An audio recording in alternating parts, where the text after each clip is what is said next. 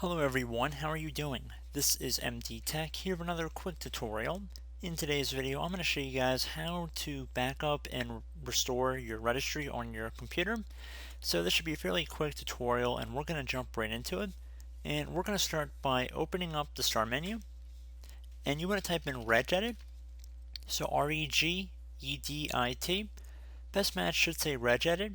You want to right click on it and then proceed to left click on Run as Administrator.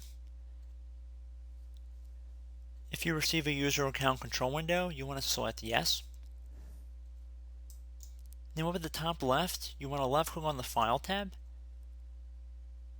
And if you want to create a backup, you want to left click on the Export button.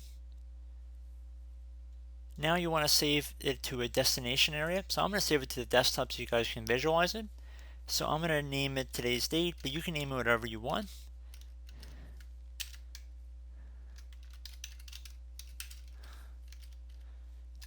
And then you want to click on the Save button. And then once the backup has been created, as you can see on my desktop, I'd recommend backing it up to a secure location like an external media like a DVD or CD or a USB flash drive in case you have problems with your computer later on down the road. Now, if the time ever arises you want to restore the registry back to the state, all you have to do is go back up to the File tab, left click on Import, and then select the backup we created, left click on Open, and this will begin importing the registry file. So you just want to be patient. This will take another moment.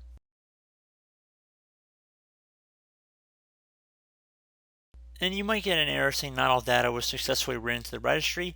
It's not a huge deal. There obviously will be some changes, but for the most part, if you had any backup, it would be restored back to its original state.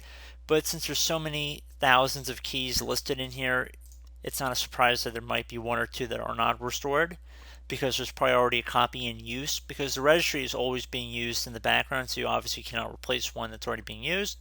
But just as a good backup, it should be able to resolve most of your issues. And that's not really what the topic of the video is today. It's just purely how to back up and restore or import and export your registry. So I do hope this tutorial was able to help you guys out. And as always, thank you for watching this tutorial, and I look forward to catching you in the next one. Goodbye.